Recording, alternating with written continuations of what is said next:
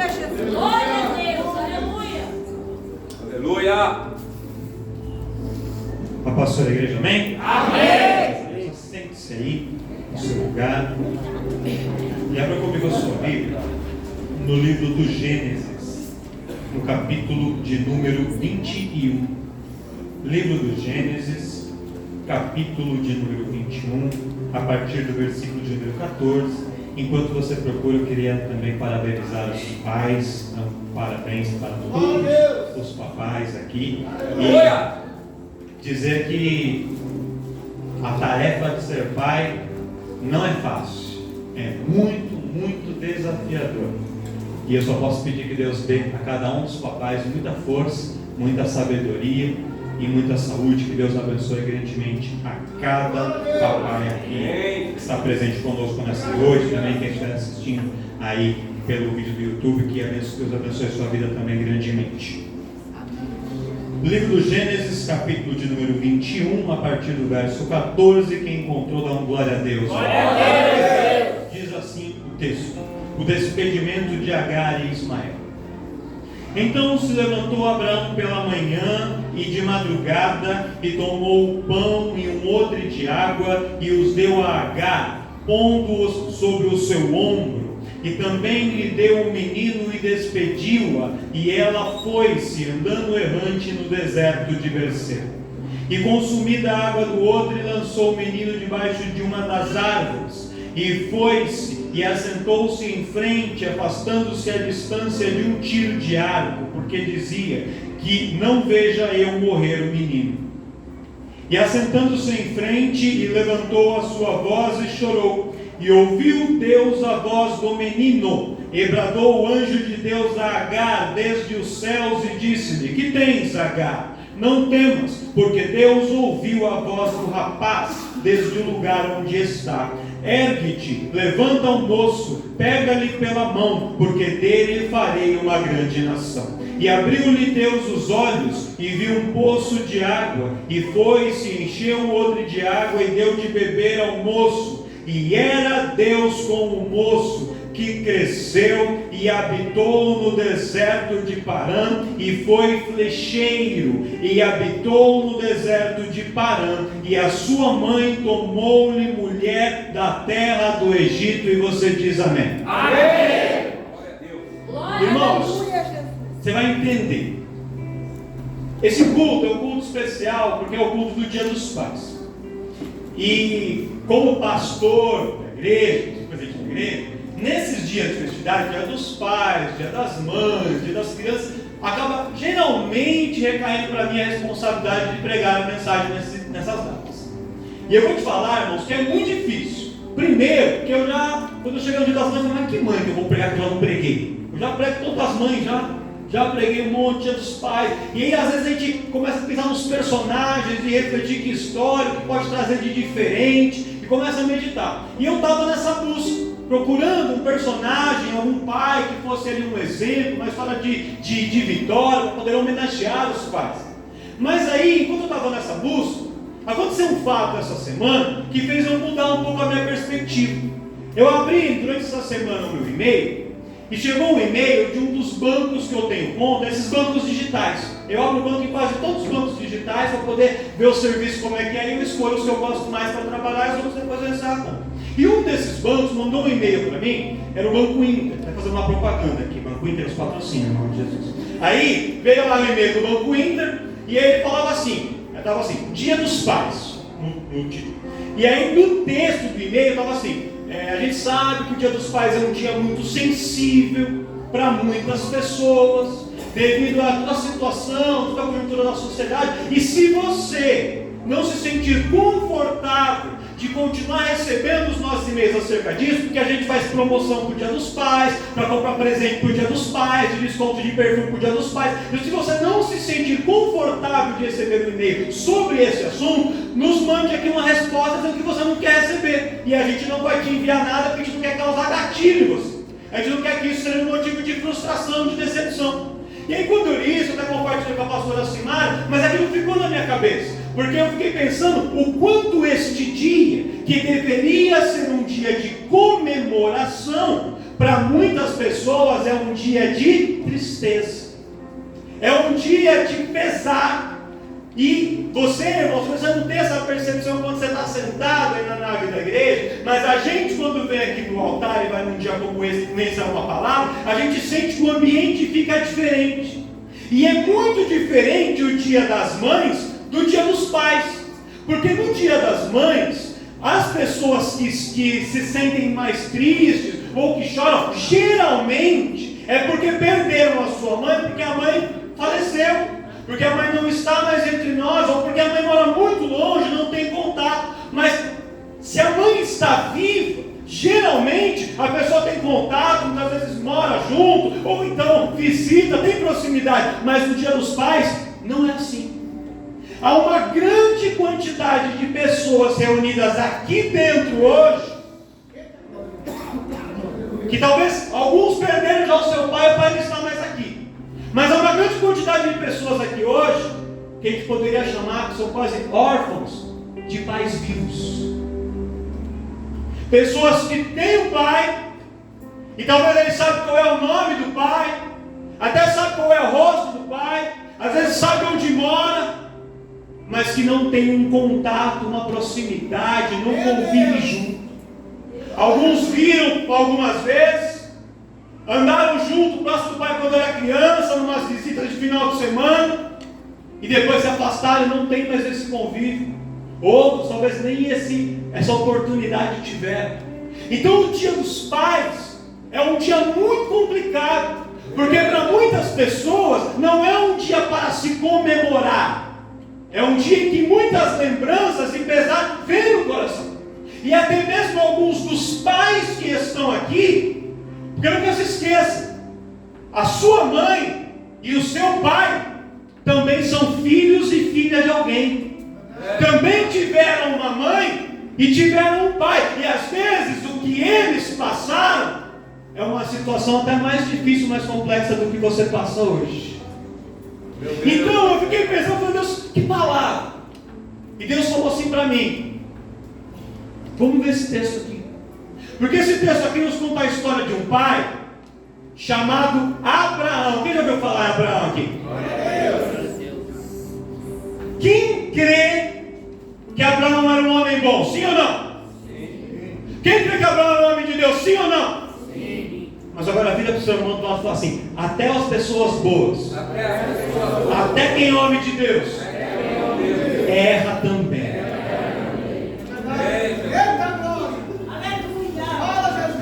Abraão era crente, alguém duvida disso? Não dá para duvidar. Só que Abraão falhou em momentos, talvez não com Deus, mas falhou com a sua família. Meu Deus. Aí, pai. Fala, Jesus. E tem muitos pais, irmãos, que são heróis lá fora. São heróis no mercado financeiro, são heróis na empresa, são heróis, mas às vezes dentro de casa tem falhas, tem erros. E isso, eu nem comecei a pregar ainda. Eu vou tentar ser breve na história, porque hoje é santa ceia, não posso demorar. Mas eu quero fazer essa reflexão com você, porque isso ficou martelando dentro de mim, irmão. E eu, quando eu estava refletindo sobre isso, pastor, eu falei: Deus, não sou eu a pessoa para pregar isso, porque eu não tenho lugar de fala, porque o meu pai é lindo, Aleluia! é uma bênção, é um exemplo. Eu não tenho lugar de fala para dizer isso, mas assim como Deus falou no meu coração, eu quero compartilhar com você aquilo que Ele me trouxe. E eu quero que você entenda, irmãos, que essa situação é algo muito profundo, porque, irmãos, Deus é Espírito, e Espírito não tem sexo, não tem gênero. Espírito não é homem ou mulher, Espírito é Espírito. Só que Deus, Ele se apresenta como sendo nosso Pai. Aleluia! Glória a Deus! E aí, o que acontece? Ao longo da história, o adversário, ele não corrompe a imagem da mas ele corrompe a imagem do Pai. Por quê? Porque quando a gente chega aqui e fala, Deus é seu Pai, o que deveria evocar na sua mente? Qual que é o pensamento que deveria vir na sua mente? Então meu Pai me protege, meu Pai me guarda, meu Pai é bom, meu Pai cuida, meu Pai me ama. Esse era o pensamento, porque foi para isso que Deus criou o Pai. Só que o inimigo perverte a imagem do Pai e faz com que pessoas tenham experiências ruins, experiências negativas com os seus pais, para que quando a gente fala, Deus é meu Pai, a pessoa fala, mas o meu Pai, Ele não me amou, o meu Pai não me aceitou, o meu Pai me abandonou, então Deus vai fazer comigo a mesma? Meu Deus. Você consegue entender isso? A memória, irmãos, ela é baseada em lembranças afetivas. Quem já fez uma viagem bacana nas férias? Quem já viajou nas férias? Quem já viajou? Levanta a mão, quem já viajou? Preguiça desse povo. Eita glória. Mas estou de férias você também, de novo. Moleza gospel. Aí você viajou. Você tirou férias. Trabalhou o ano inteiro de férias. Aí você vai lá e viaja. Para você a palavra férias tem um sentido de uma coisa boa ou ruim? Aí quando alguém chega e fala assim, quem falou como você está? Estou de férias. Na sua cabeça, quando a pessoa fala que está de férias, vem uma imagem ou um pensamento, uma sensação de que essa pessoa está bem ou que essa pessoa está mal? Está bem.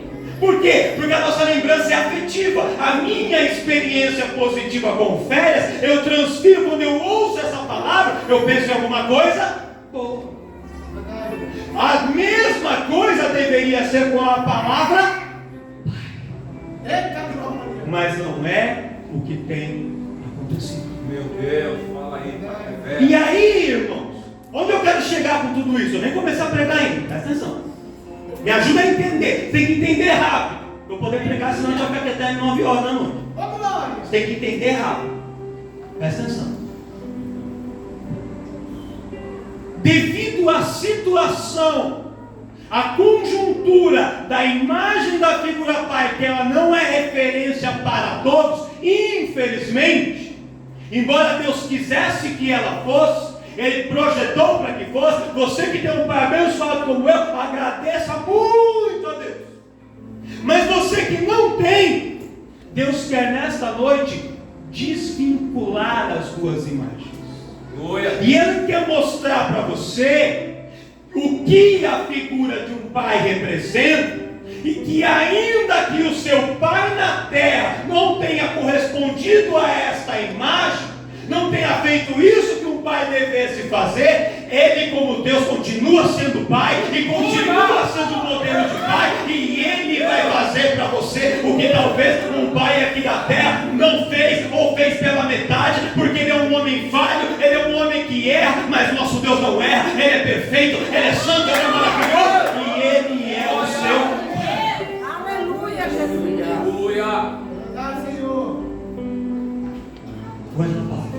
Meu Deus, revela, Senhor. Não vou entrar no detalhe de Abraão, porque não é o tema da pregação, todos conhecem essa história.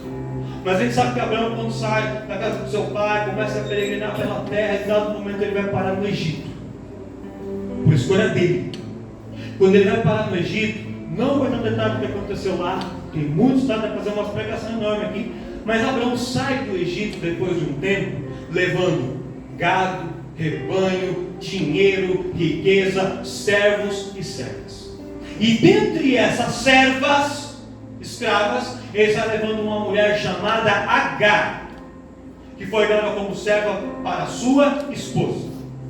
Abraão tinha sobre ele uma promessa. Ele falou: Abraão, vou te fazer o pai de uma multidão de nações. E os anos vão passando, o Abraão vai ficando velhinho, vai chegando a quase 90 anos de idade, e o homem não tinha filhos. Aí então a esposa dele, a Sara, decide dar uma ajuda para Deus, com o consentimento de Abraão. E aí Abraão então tem uma relação com Agar. Note, Abraão não amava Agar. Abraão não era nem próximo de Agar. Agar foi dada a Abraão para um relacionamento de um dia, foi um encontro de uma noite, foi um momento. E daquele momento, daquela breve relação, nasce um filho chamado Ismael. Quando Ismael nasce, Abraão não tinha apreço por Agar, mas Abraão se afeiçoa ao menino. E Abraão amava Ismael como seu filho, sim. E os anos vão passando. E ali, quando Ismael está com 13 anos de idade, 13 anos, Deus aparece de novo para Abraão e fala: Abraão, eu tinha te feito uma promessa lá atrás, de que você seria pai de uma multidão de nações. Você, com a sua própria mão, com as suas próprias ações, arrumou um filho, mas não era este filho o filho do meu projeto. Este filho, foi um projeto seu. Entenda essa palavra, porque isso é muito importante para tudo que eu vou pregar aqui. Você tem que entender: Ismael não é um erro, Ismael não é um problema. O erro foi Abraão ter desobedecido. O erro foi Abraão ter tido uma relação que ele não deveria ter. O erro foi Abraão ter se precipitado. Mas o menino não é um erro. Olha para o seu irmão, e fala assim: você não é um erro. Você não é um erro. Você não é um acidente. Você não é um problema. Você é bênção de Deus. Você é presente de Deus. Você é amado por Deus. Você é parte do plano de Deus. Deus recala, manchou, Ele Ele vai te dizer nessa noite. Eu não sei se alguém chorou para você e disse que se arrepende de que você nasceu, que você foi um erro, que você foi uma falha, que você não deveria ter existido. Deus disse: não, você é uma bênção, você é um presente, você não é um erro.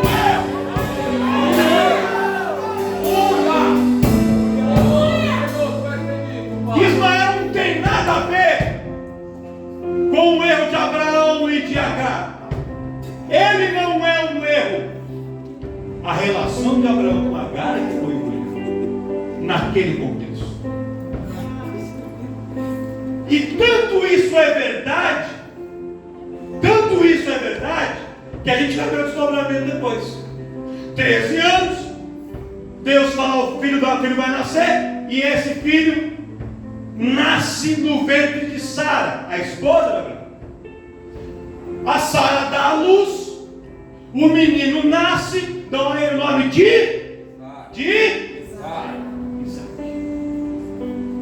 O Isaac, quando faz cerca de 3 anos, mais ou menos 3 anos, é a época do desmame de um menino na cultura judaica daquela época. Aí o menino, 3 anos de idade, se o Ismael tinha 13 quando engravidou, ele tinha entre 16 e 17 anos nessa época. Aí o Abraão dá uma festa, faz um banquete para comemorar o desmame de Isaac.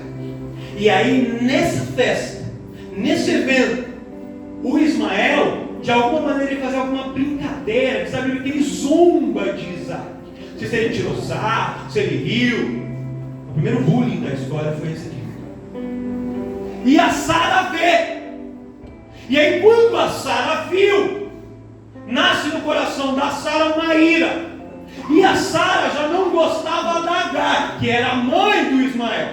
E ali ela também fica ali com o ranço do menino Ismael. E ela fala assim: eu não vou deixar esse menino crescer junto com o meu filho.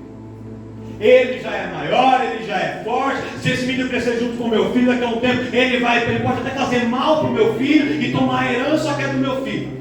Abraão, manda esse menino embora, junto com a sua mãe. Aí, quando ele fala isso, Abraão, ele reluta. Abraão não queria mandar Ismael embora, porque Abraão amava o menino. Mas ele vai orar. E quando ele vai orar, Deus fala assim: Abraão, faz o que a tua mulher está mandando. Manda o menino embora. Manda Agar embora. Mas Senhor, o Senhor, tenho um propósito para esse menino. Você cometeu um erro lá atrás, você falhou, mas o menino não é responsável por isso. Você vai despedir ele, ele vai sair da tua casa, ele vai sair da tua causa, mas eu, o Senhor, vou continuar cuidando desse menino. Eu, o Senhor, vou cumprir o propósito que eu tinha com esse menino, porque o fato do menino se afastar do pai da terra, não o afastou do pai que está no céu. O fato do pai que está na terra se distanciar do menino, não distanciou o menino da promessa feita pelo pai que está no céu. E aí Abraão manda Agar embora junto com o menino, e o menino vai embora. Essa situação é uma situação fácil, irmão? É lógico que não. É uma situação complexa, é uma situação difícil, é uma situação de ruptura, mas Deus estava no controle. Você consegue olhar para alguém e dizer assim: Deus está no controle da sua vida.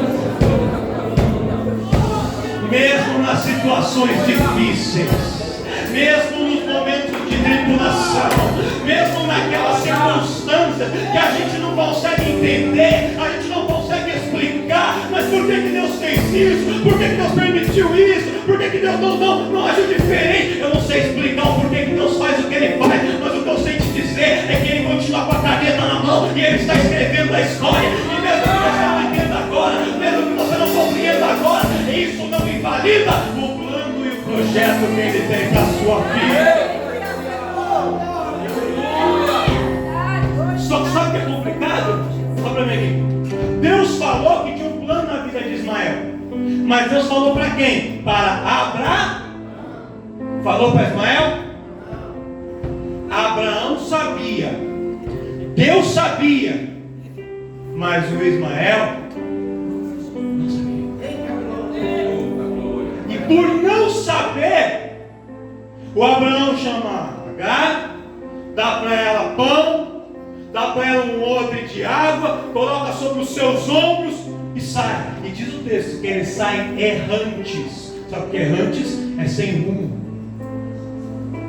perdido, confuso, andando por aí, batendo cabeça daqui e dali, sem saber para onde, sem saber que rumo tomar. Ismael não sabia que rumo ele ia dar para a vida dele. Agar não sabia que rumo ia dar para a vida dela e para a vida do menino, mas Deus já tinha um plano traçado e preparado. Eles não sabiam, eles não estavam entendendo, mas Deus já tinha preparado tudo. Eu vou reforçar para você nessa noite: Deus está no controle da sua trajetória, Deus está no controle da sua vida.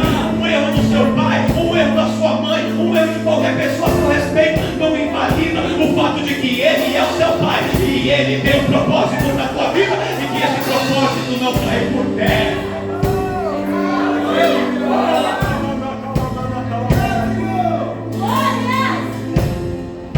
A Bíblia é muito linda, irmãos. Olha só, olha o que o texto diz: que Abraão coloca sobre os ombros de Agar o pão, a água, e entrega o menino. O pão e a água eram a provisão, era a parte material. O que o Abraão fez? O Abraão era rico, irmãos, muito rico. Ele dá um pedaço de pão, um monte de água, e coloca sobre os ombros daquela mãe a responsabilidade de cuidar do menino dali em diante. Quantas mães aqui não tiveram sobre os seus ombros a responsabilidade de criar um Ismael, enquanto Abraão só dava um pedaço de pão e um odre de água, e aí eles ainda achavam que estava fazendo muito. Eu sei que eu estou tocando em pontos difíceis aqui, mas você precisa entender que pode estar doendo em você, pode ter doído em você, doeu em Ismael, mas havia um propósito de Deus em tudo isso. Ele coloca sobre os ombros do menino, os ombros da mãe, fala: cuida, agora é com você, se vira. E o menino sai junto com a mãe, e os dois começam a vagar pelo deserto. Ela tinha o objetivo de voltar para sua terra, para o Egito. Só que o local onde eles estavam em Carvalhais de Mani, até o Egito, era uma caminhada de cerca de 40 dias e 40 noites pelo deserto de Berseba. Um dos desertos mais áridos e mais secos que existe. Um gato terrível. Aí eles começam a andar. Minha mãe, estou com sede. Toma um pouco de água. Tomou. Mãe, estou com fome. Pega um pedaço de pão, comia. E foram beliscando o pão e tomando a água. E enquanto tinha a mãe, e enquanto tinha pão, e enquanto tinha água, o menino, ainda que errante, continuava a caminho.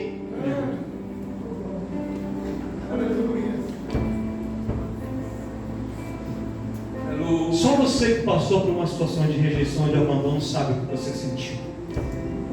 Só você que passou por uma situação de afastamento, de rompimento familiar, sabe o que você sentiu. Mas olha só, você não parou de caminhar por causa disso. Aleluia! Estava no deserto, mas continuou caminhando no mesmo deserto. Muitas vezes chorando, triste, preocupado, mas continuou caminhando no meio desse deserto.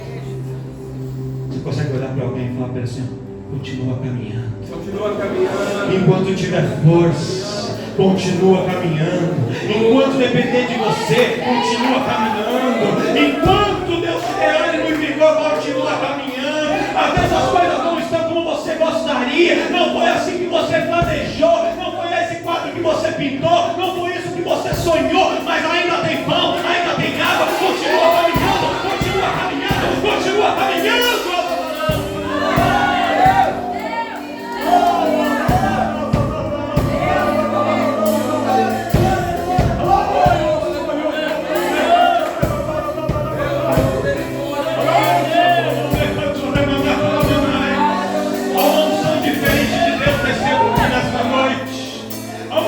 Quebrantamento descendo aqui nesta noite no nosso meio.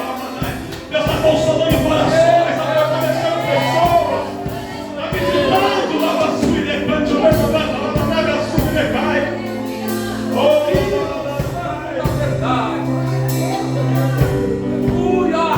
Até que chegou uma hora que a água acabou. Até que chegou uma hora que o pão acabou. Porque quando falta o apoio, muitas vezes, a gente tenta se apegar nas coisas materiais.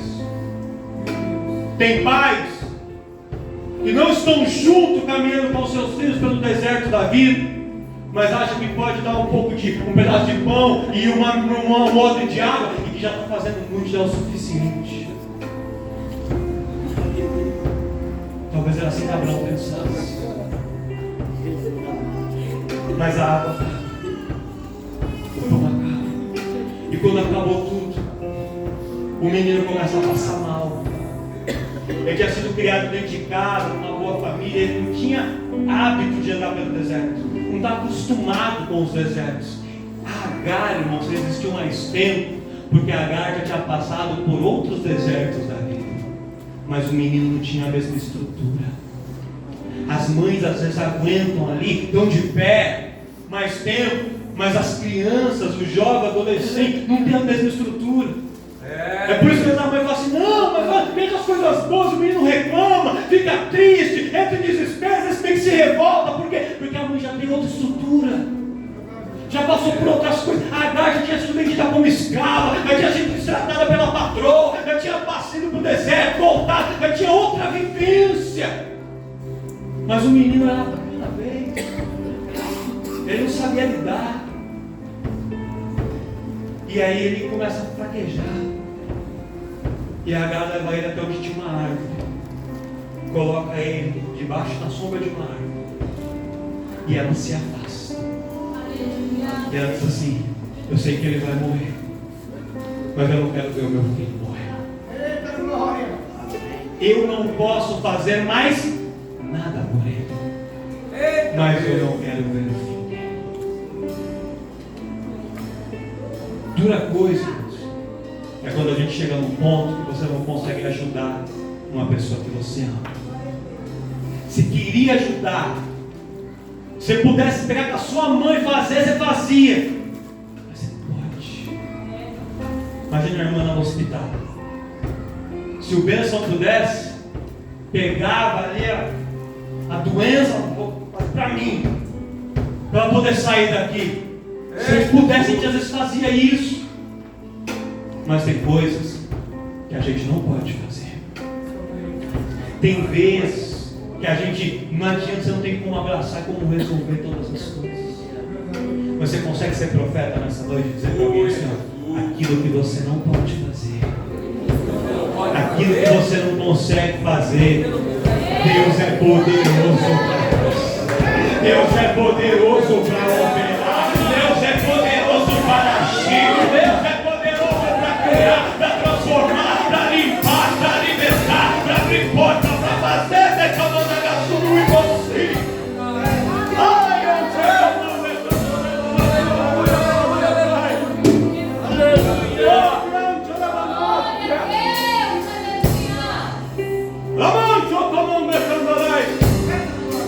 eu água acaba, o pão acaba e a gás se afasta. E quando a gás se afasta, aparentemente a gente não sabe o que está acontecendo. O escritor bíblico sai de perto do menino e deixa o menino em um momento de particular. E aí a lente da câmera bíblica vai focar em Agar. E a Agar, ela se afasta e ela começa a chorar. Ela entra em desespero. Ela arranca os cabelos, ela bate, cai no chão, ela rola chorando, porque o desespero dela era tremendo. Talvez Agar se sentia culpada. Se eu não tivesse brigado com a Sara, mas se eu não tivesse feito isso, se eu não tivesse feito aquilo, talvez a gente não estivesse aqui. Ei, irmão, para de se sentir culpa pelas coisas que aconteceram. Para de trazer a culpa para dentro de você. Tem pessoas sendo esmagadas por peso de culpa. Deus hoje quer libertar pessoas de peso de culpa aqui nesta noite. Você não é responsável de reclamar da sua e por tudo o que aconteceu. Não é tudo culpa sua. Não foi só fracasso seu. Tem parte daqui, tem parte dali. Mas até no nosso ser, Deus trabalha. E Deus é poderoso para mudar uma história. Mesmo que a coisa começou errado, mesmo que teve falhas, mesmo que muitas vezes houve equívocos, Deus é poderoso para reescrever a história e transformar o que era dificuldade em bênção e em vitória. Quem acredita nisso?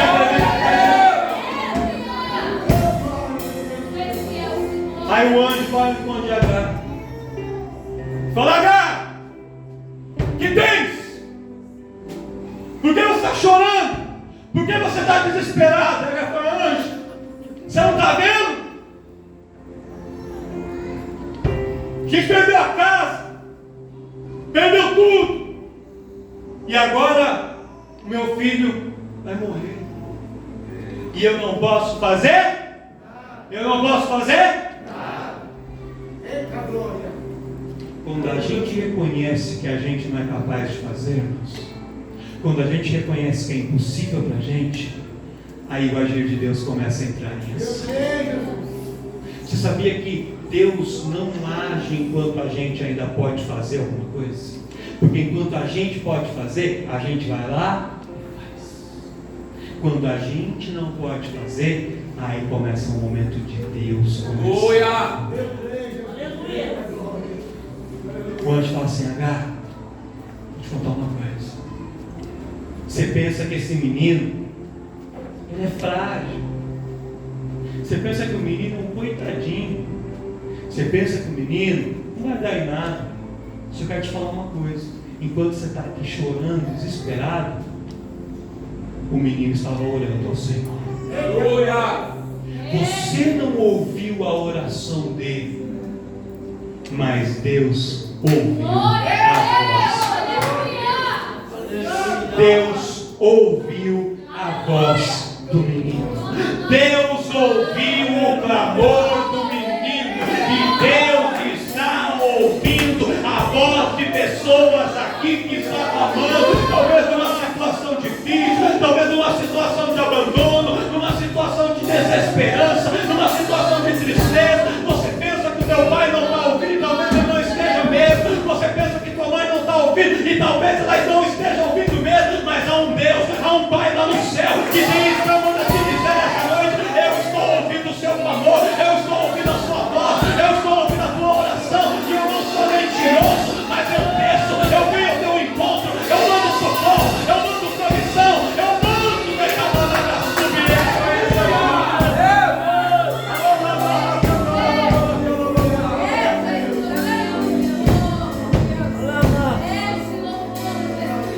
Sabe o que significa Ismael, irmãos? O nome Ismael significa Deus ouve. O nome do menino já era profético. Talvez a Agar nem sabia, porque ela não era hebreia. O nome era na língua do pai, e ela talvez nem soubesse o que significava. Mas Deus já havia dito, já havia uma sentença sobre ele, uma sentença de vitória. E há uma sentença de vitória sobre a sua vida também esta noite. Se o inimigo tentou colocar uma sentença de derrota, de fracasso, de perda, Deus está anulando e decretando uma sentença de vitória sobre a sua vida.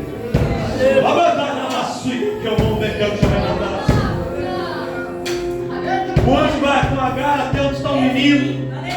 Quando eles vêm lá, irmãos, Deus abre a visão da mulher e havia ali um poço. Eu vou encerrar agora.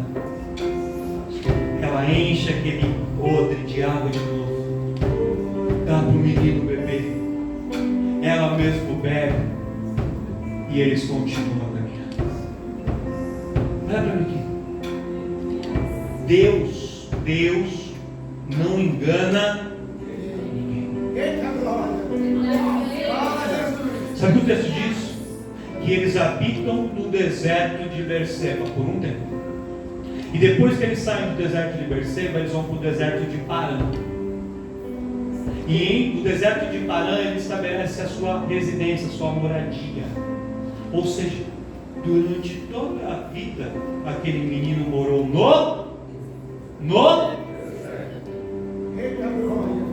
Fala para o seu irmão, fala assim: ninguém está dizendo que vai ser fácil. Ninguém está dizendo que é um mar de rosas. Mas Deus, vocês têm um plano mesmo no meio do deserto.